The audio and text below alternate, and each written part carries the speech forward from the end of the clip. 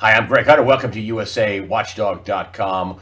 With us, the person that publishes this report. Before I bring her on, I want you to just read this. She said this is just volume one of her report. This is such a big, important subject. She says there's no real important money subject, subject more important than this.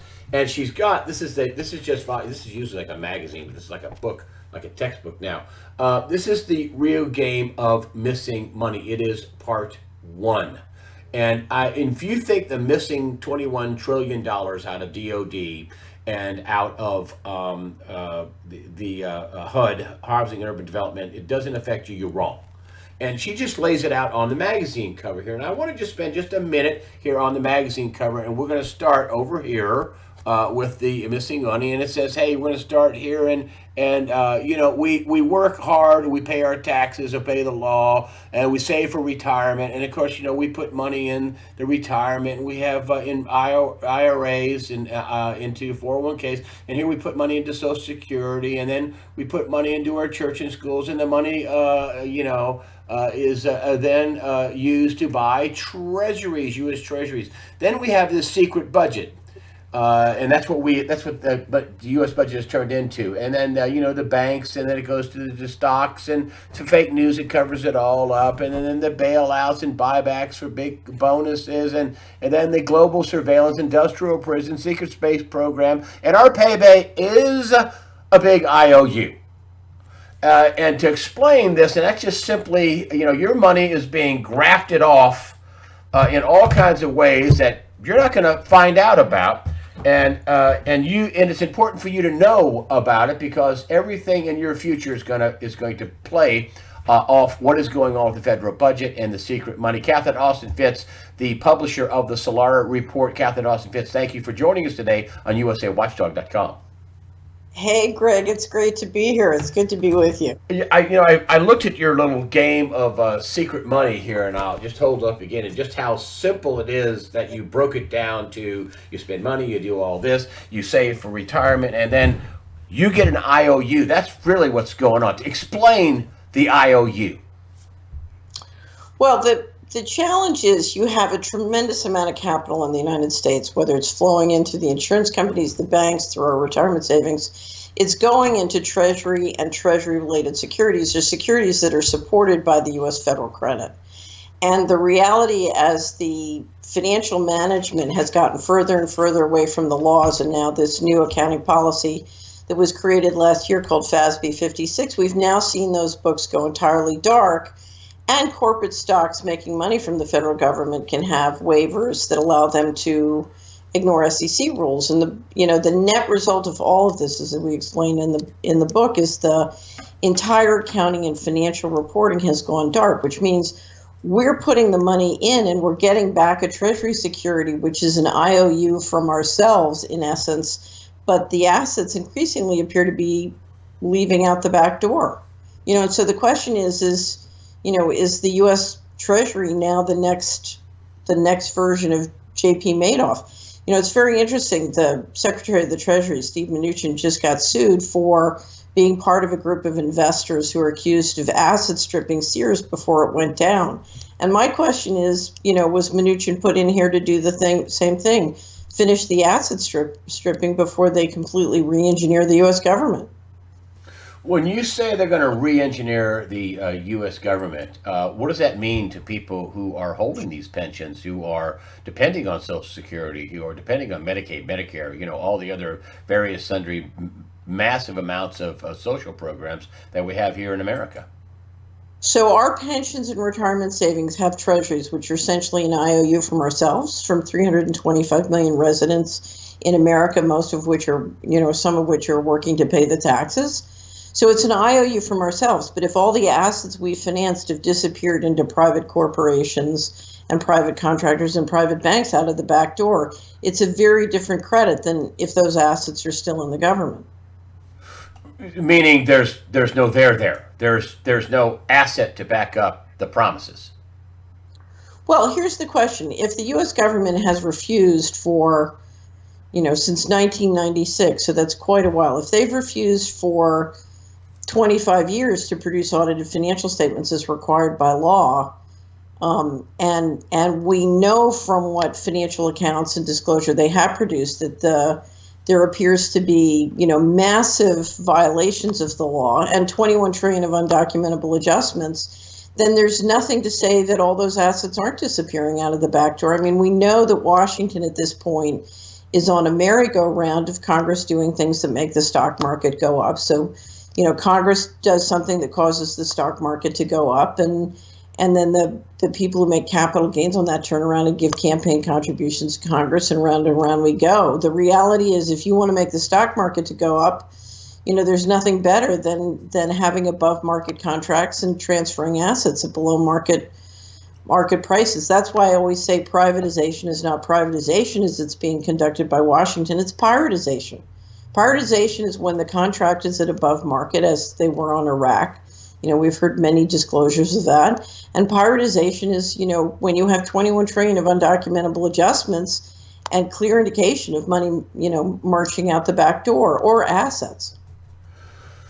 The crime that pays is the crime that stays, is one of the things that you say. This is a crime that's going to stay. I mean, right now, what do we do? We're defenseless. We're hopeless. They've taken the budgets dark, correct? I mean, you can't find out what happened. So it's not hopeless, and we're not defensive. I mean, here's the reality. Number one is we're financing this. So my taxes and my purchases of Treasury securities are financing this. And if you look at situations like this, we have the ability to say, no, I'm not going to finance this. I'm going to hold accountable. So if you look at what I, as a citizen or an investor or a global investor, because it's not just in the United States, this impacts global investors. So if you look at the ability of your pension fund trustees or global investors all over the world to start asking questions and say, no, this is not acceptable. Or no, we're going to raise the price. If your credit's going to deteriorate to this extent, we're going to raise the price of what we charge. So people have the ability to hold this accountable. That's number one. Number two, if you look at what state and local officials can do, there's a tremendous amount they in the state and local courts can do, because if you look at the Constitution, ultimately it's the local sheriff and it's the local state and local officials who have the power to do this. Your congressman has the power. Congress holds the power of the purse. Now, if you look at FASB 56, it was approved by both the administration and Congress, bipartisan, on the same week that everybody was screaming about Kavanaugh. It was passed the week that Kavanaugh, we had all the hearings on Mr. Kavanaugh's teenage sex life. So at the same time, everybody supposedly looks like they're fighting. We had a bipartisan Congress and administration pass this very quietly underneath the attention given to the Kavanaugh hearings. Why did they do that? Why did both parties get together and pass it? I think both parties got together to pass it because since World War II, we have been building more and more secret financial operations, whether it's the black budget or what some people call the hidden system of finance. And secrecy, Greg, is a huge financial addiction. And I think every member of Congress, does not see a way to kick the can down the road without becoming more and more extreme in tactics. What I called FASB 56 was secret money for secret armies. The same week, literally passed right after that, Blackwater came out with a big ad in one of the mercenary magazines saying Blackwater is coming, meaning, okay, now we're free to change your name. So let's step back and look at what happened with FASB 56. We had Mattis as Secretary of Defense. We had Kelly as Chief of Staff. Both of them were very opposed to using mercenary armies. Both used their considerable gravitas to get enormous increases in appropriations in defense. As soon as those appropriations are done, we pass FASB 56, and the next thing you know, Mattis is out, and then Kelly is out, and Kelly is replaced by the person in the administration who engineered FASB 56. And we clearly have a deal between the Trump group and the Bushies. Bushies, Barr goes into Department of Justice. All this, you're basically seeing the Bushy guys go back in Justice, and my guess is probably CIA. Anyway, but what that means is we are now free. Every mercenary army in the world is now free to come into Treasury and come into the Congress and say, here's our proposal for something that keeps the U.S. stock market flying. So you've opened a door that allows near infinite amount of financing to foreign intelligence and military and mercenaries behind a secret veil. So I call it secret money for secret armies, and the ability now to re-engineer the federal government, particularly after the election, once the JEDI contract is locked, you're basically moving all of the federal government into a cloud. So we have all the intelligence agencies in a cloud. The JEDI contract will put all of DOD in a cloud. Once you get all that data in a cloud, you're an ability to re-engineer the cash flows in very significant and radical ways. What do you think that looks like? The re-engineering of America, what does it look like? I think the first thing it looks like is basically taking, asset stripping the federal government of the remaining land, real estate, and assets, re-engineering the cash flows, whether it's Social Security or welfare or Medicare and Medicaid, but doing it in a way that it's constantly ratcheting down the commitments to the American people and holding them accountable to produce the money to make good on the IOUs. So I think what you're looking at is a significant debasement of obligations to the American people and a significant debasement of their assets, and and the currency debasement is going to be enormous.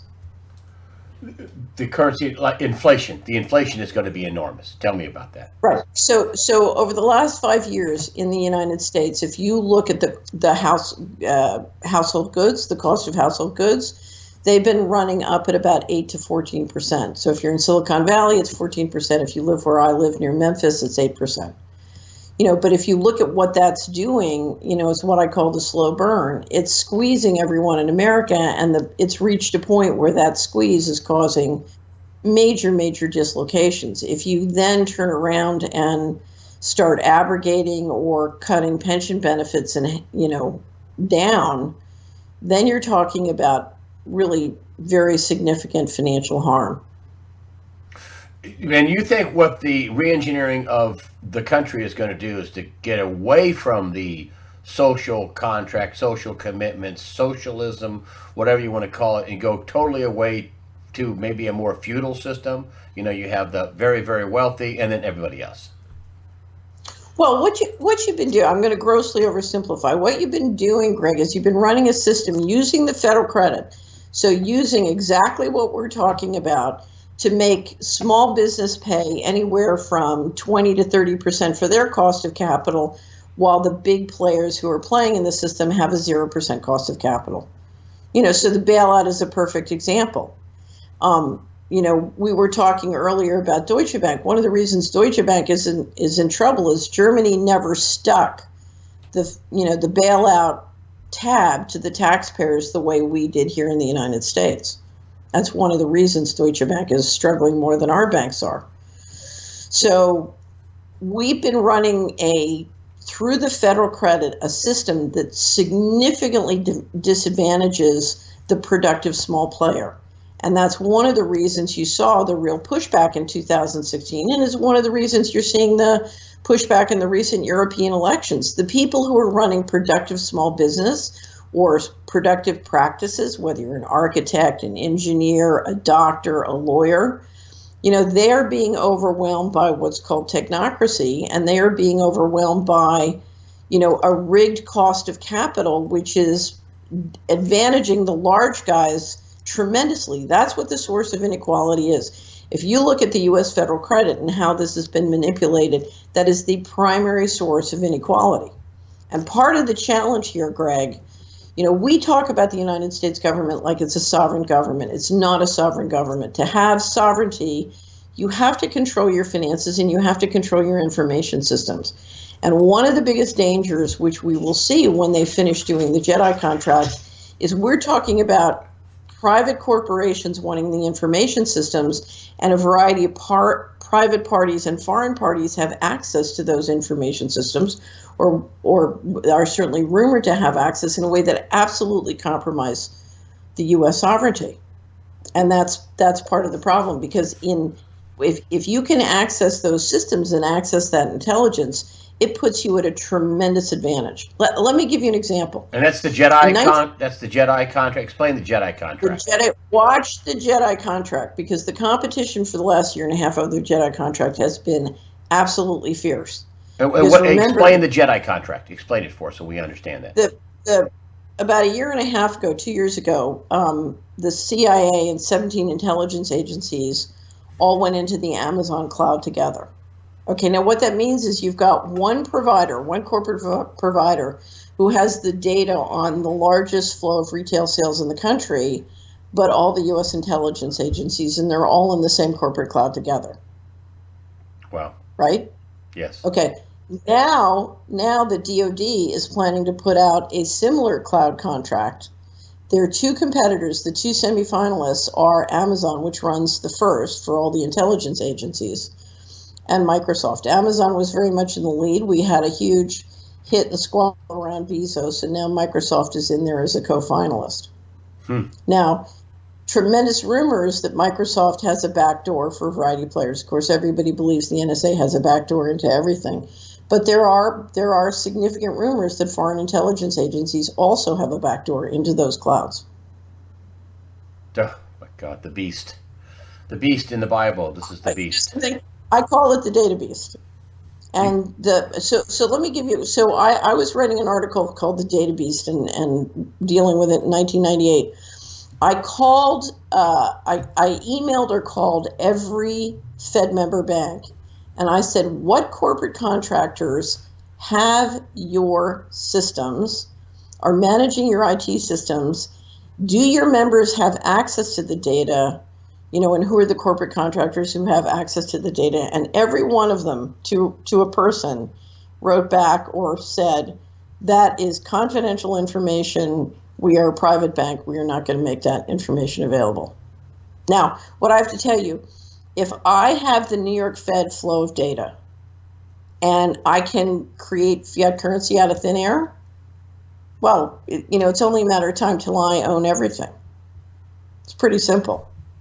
But we saw, I always talk about the financial coup that started with the bubbling of the mortgage bubble and, sort of the pump and dump of the internet stocks. That financial coup, Greg, was engineered through the information systems. It's very interesting. When Enron broke, I had been looking for the money that was disappearing from HUD. And I'd come to the conclusion that Enron was possibly one of the companies that was being used to launder the money out of HUD. Because if you look at the people, the lead contractors who ran the HUD systems, they were all on the board or lead investors in Enron. So, and it was interesting, the chairman of the finance committee at Enron was a lead investor in the company that was running the systems at the SEC and Department of Justice. And he got up in front of the Congress and said, oh, we had no idea, which was a lie, because it was interesting. He was on the board of Harvard Corporation, and Harvard was shorting Enron at the same time he was saying, we had no idea, so impossible. Anyway, but it was funny because I said, at the time, the Department of Justice has not asserted control of Enron's documents, but the Enron investors have concerted control of the Department of Justice Enforcement Department and SEC Enforcement Department's documents. So, you have very serious sovereignty questions. And I've said for a long time, the U.S. government is not sovereign, because right now you have the banks and the IT contractors running everything. And that's why I believe, as a legal matter, they're liable for the $21 trillion. In other words, they are privately liable for the $21 trillion. If they have been processing illegal transactions through the New York Fed and the New York Fed member banks and those IT contractors, they're liable. And it's one of the reasons I believe the largest contractors spun their operations out in 2015, right after the 2015 year when $6.5 trillion was missing, but before it was published. So from the time when they closed the books to the time then they published the fact that DOD was missing $6.5 trillion and HUD was missing a couple $100 billion, they spun their IT division out to a new company. for liability reasons. Solved.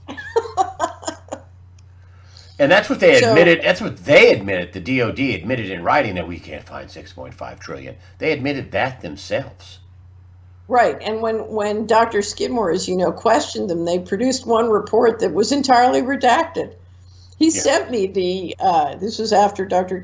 Skidmore published his report. He sent me the financials. Actually, it wasn't a financial statement. It was a report by the Office of Inspector General.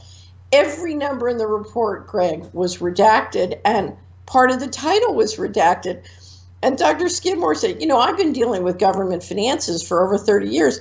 Dr. Skidmore said, can this happen? And I said, no, I've never seen anything like this. I've never heard of an IG report being redacted. I didn't even know it could, I was like, this can't happen, but I guess it can because it's happened. I couldn't believe it. I was on the floor. I was just, in the world of government reporting, this is so shocking that it's unbelievable. Now, I'm sure the reason they produce FASB 56 is, because let me explain how shocking FASB 56. FASB 56 basically says a small group of people who you don't know can create a process that you don't understand and isn't defined and take whatever they want secret and not tell you. And FASB is the Federal Accounting Standards Advisory Board. Right. So basically what we've just done is with an obscure accounting policy, we've changed the U.S. government governance structure from a republic to something else, which I would describe as, I don't know whether to describe it as a financial coup d'etat or a breakaway civilization or a deep state, because I don't know who this secret group of people is. I don't understand what the secret process is. I don't understand how much they can take public or why. I don't know where the money's going. I don't know if the assets of the United States still remain on our balance sheet, but have been handed out, to corporate contractors on a privatization on the just do it method. This is sort of Nike re-engineers the federal government by just taking everything on the just do it method. And here's the problem. If you say, oh, well, you can trust these private people and you can trust these secret people and you can trust this secret process, the reality is there's no audit process to check them. Why should they follow the rules of FASB 56 when they haven't followed the rules of the Constitution, the financial management laws, the financial management regulations, or the financial management administrative procedures for the last 30 years? No rules. Right. Exactly. We're in line. That's why I told you. Remember when we did I had a great conversation when I said, we're in Never Land. There's no, this is entirely trust me. It's just. No. So there are really, FASB 56 is a rule that says there are no rules. Well, but let me say something effect. else. If I were to show you a chart of the U.S. stock market since the bailouts, compared to the European stock market, Asian stock markets, global stock markets, the U.S. government the U.S. stock market has significantly outperformed global equity markets.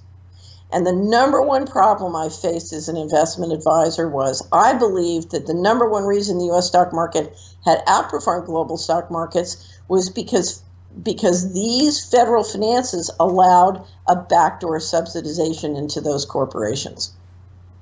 Wow.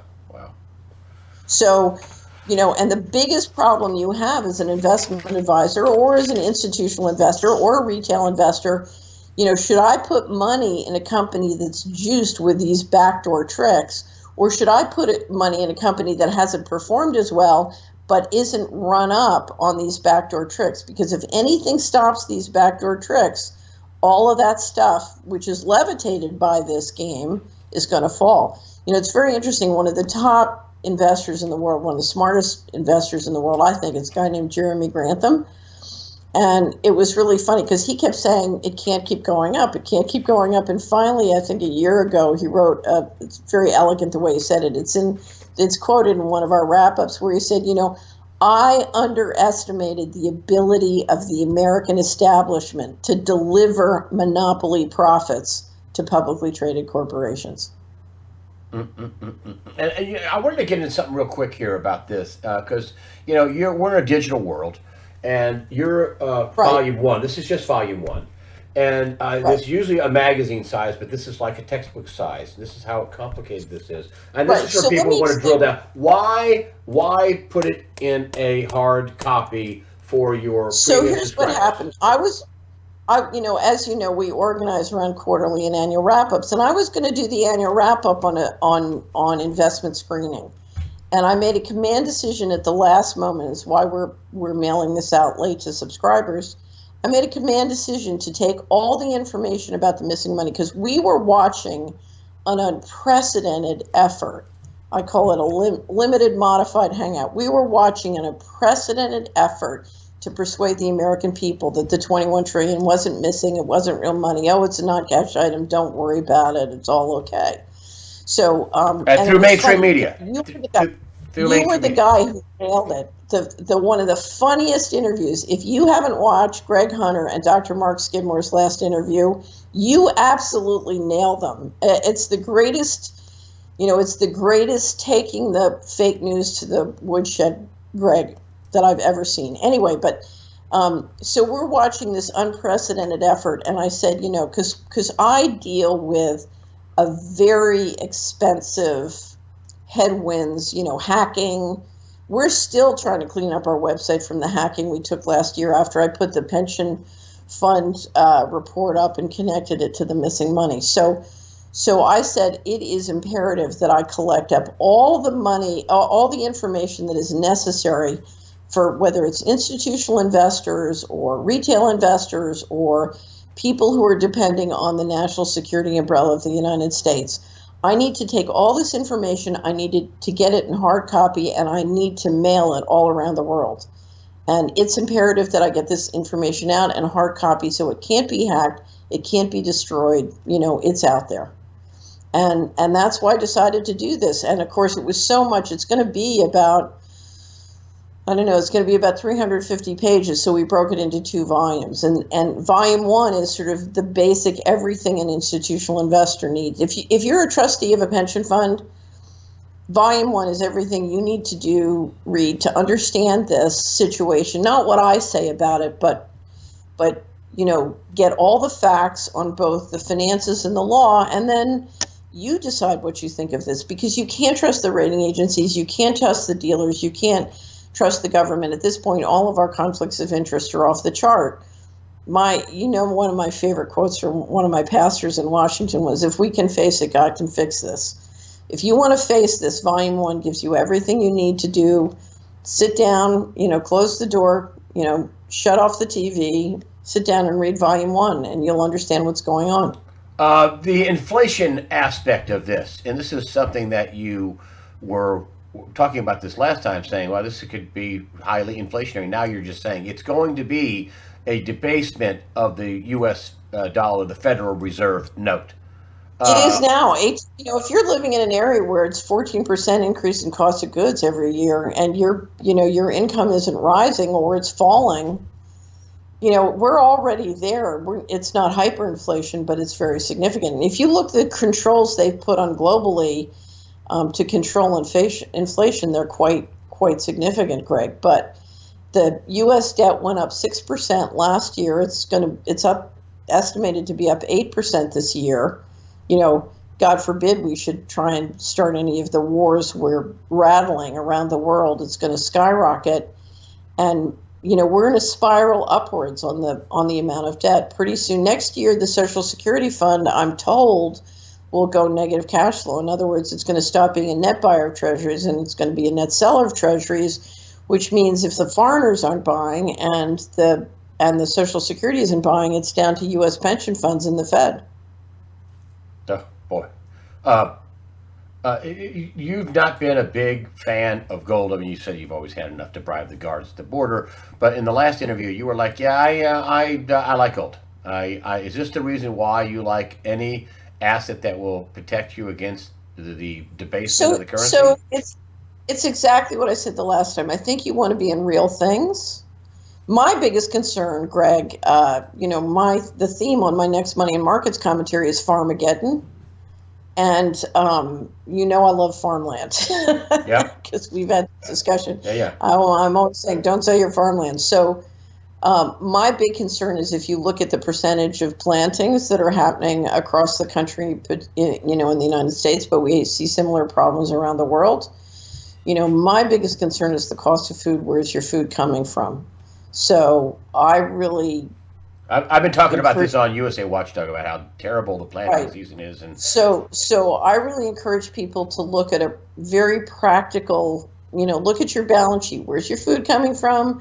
Where's your shelter coming from? Where's your energy coming from? How do you make sure you have resilient, redundant sources? So my number one concern is, sort of health and practical things. After that, you want to invest in real things. So you want to invest, I love precious metals. I just don't think precious metals is a magic bullet. And we're coming into enough of a deflation, and with the trade war with China, a lot of what was pushing or supporting precious metal prices was the Asian buying, and I'm not sure we're going to see that level of Asian buying in the future. So how it performs as an investment class this year, I don't know, but I have tremendous confidence, long run in gold and silver. There's no doubt all the central banks are buying gold. There's a reason. You would be a buyer with some. I wouldn't say bet the farm. I would never tell anybody to bet the farm, but you would be a holder of a core holder of gold and silver as a core. Right. My favorite thing. I just got back from Thailand. And it was very interesting. I remember being in China and Asia in 1997. And one of the reasons that Asia was struggling at that time was they were growing fast. A lot of money was coming in, but they didn't have the managerial infrastructure you needed to build great companies, let alone well-governed companies. And so they were importing a lot of people from the West. They were importing people from Singapore. I just got back from Thailand, and one of the things I do as I go around the world is for my investment company, for the screens, I underwrite all the publicly traded companies in that market when I'm there. And it was amazing, Greg, because what you were seeing was so much more depth in the managerial infrastructure of Asia, and so many young people starting great companies doing amazing and great things. So I'm a lover of companies, great operating companies that do something useful and essential, and one of the great things about what I do is I get to travel around the world and see these companies, and they're very inspiring because you and I, one of the things we do when we talk about what we talk about is we sort of focus and look at all the fraud going on in the world.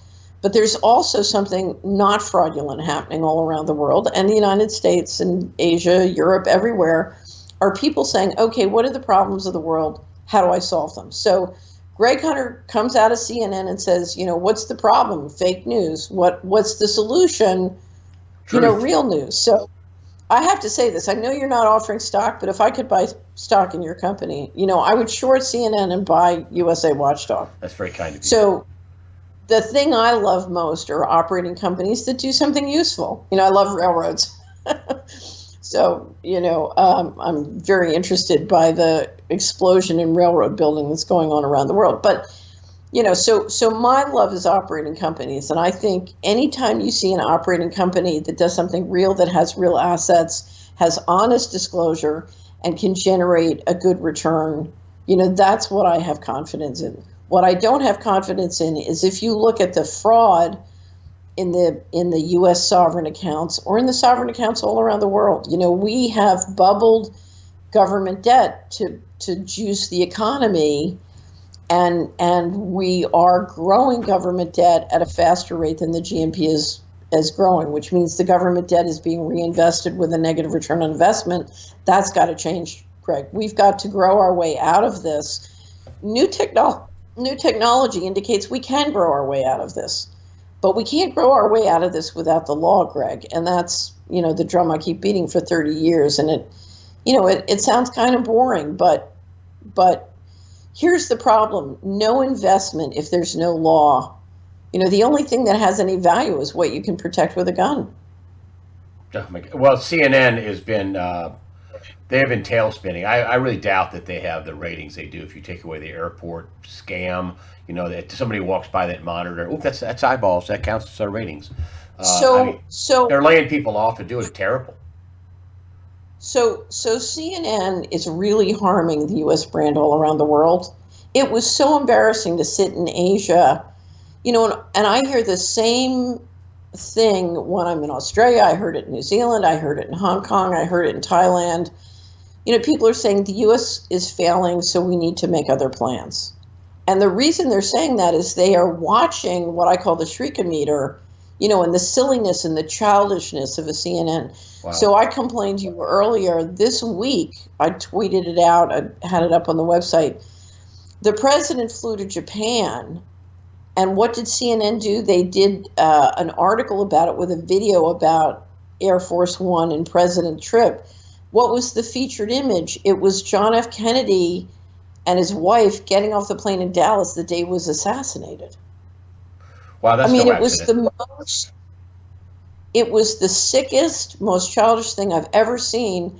And it was interesting. One of my Twitter follows tweeted back and she said they just buried the limbo pole, meaning, the limbo dance is how low can you go? And what she's saying is you can't go lower than this. You've I mean, seen they're it. basically threatening the president with assassination. Or encouraging encouraging assassination.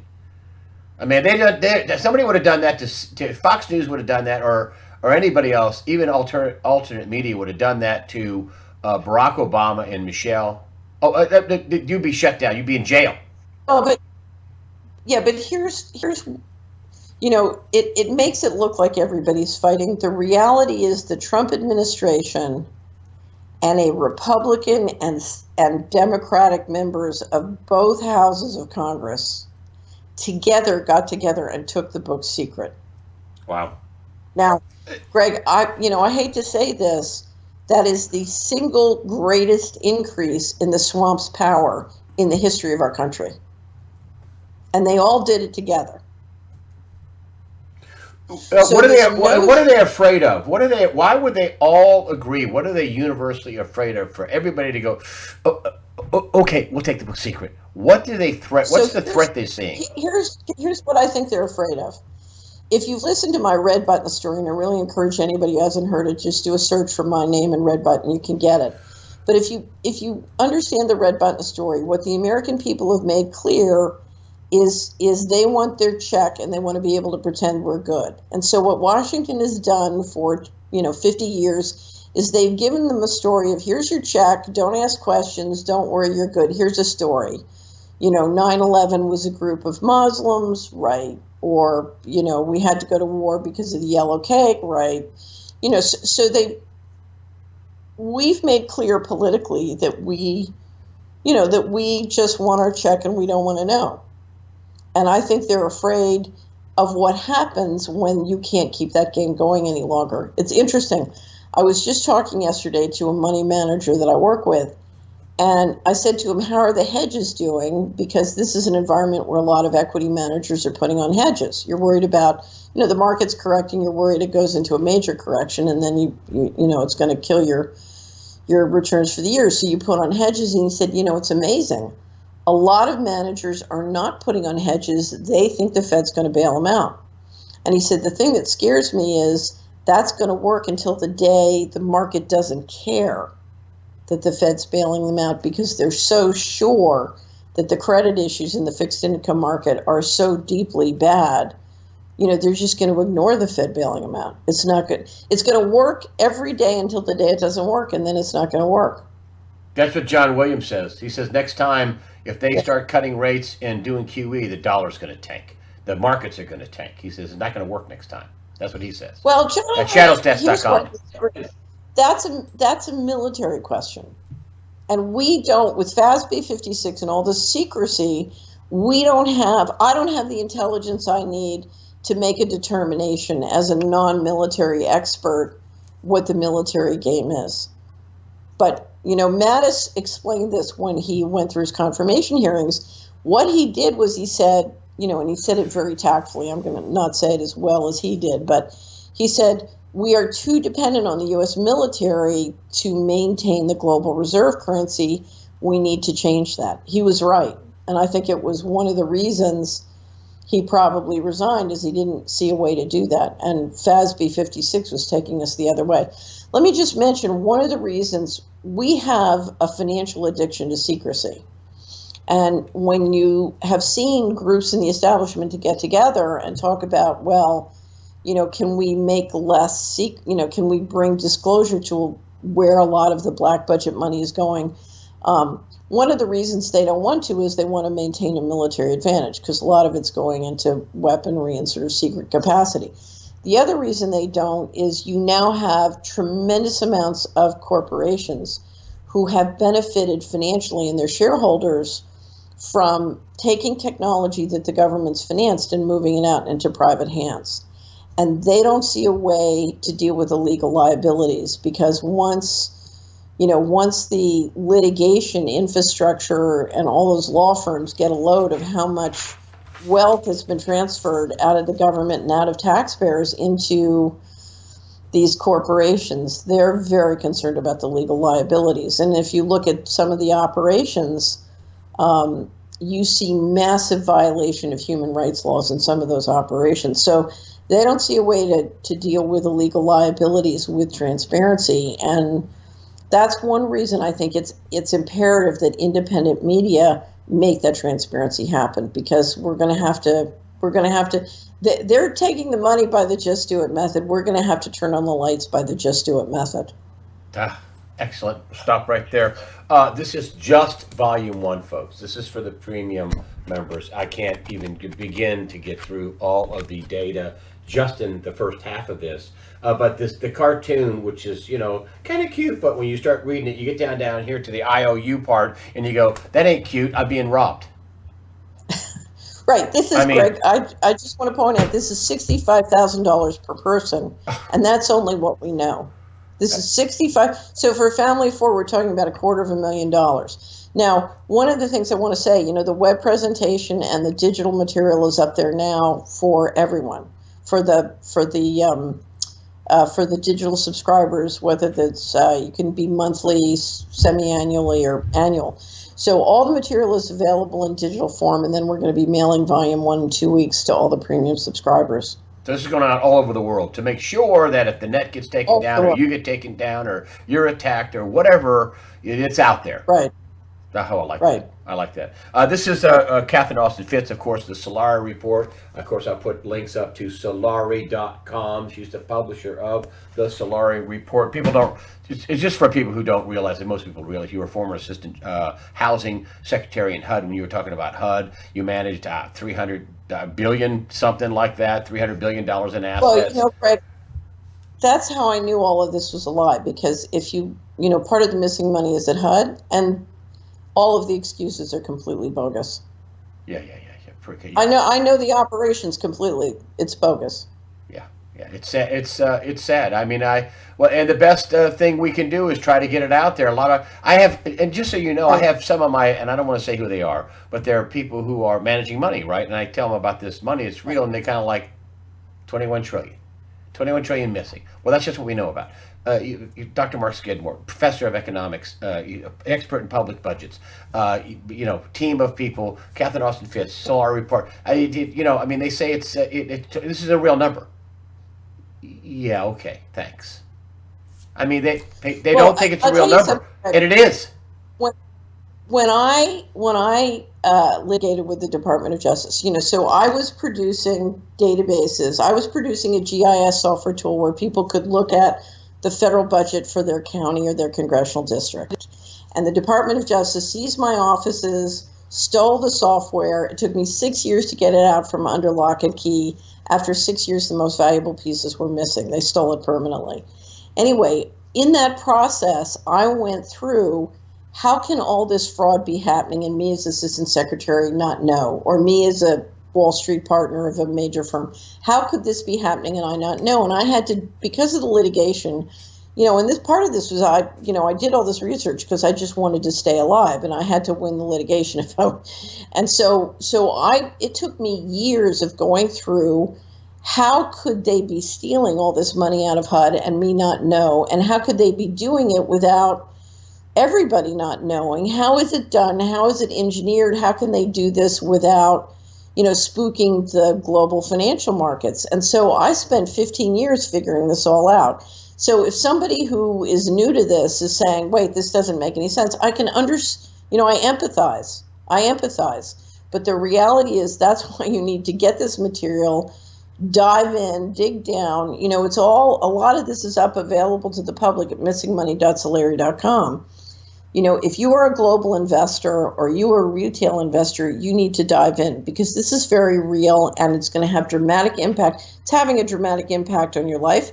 It's having a dramatic impact on your investments. It's having a dramatic impact on your financial situation, your health. It could have a very dramatic impact. If your national security umbrella folds or, if your pension fund is empty, it's going to have a dramatic impact. So you need to pay attention to this because this is very, very, very real. Catherine Austin Fitts, the publisher of the Solari report at solari.com. All the links, the sign-ups, the subscription pages, all that stuff will be on the after the interview section. Catherine Austin Fitts, thank you for joining us today on usawatchdog.com. If people don't know what's going on, let me say it. If people don't know what's going on, it's because they're not watching you. They're not watching you. I appreciate it. Thank you so much. Thank you so much. Have a great day. You too. Bye-bye.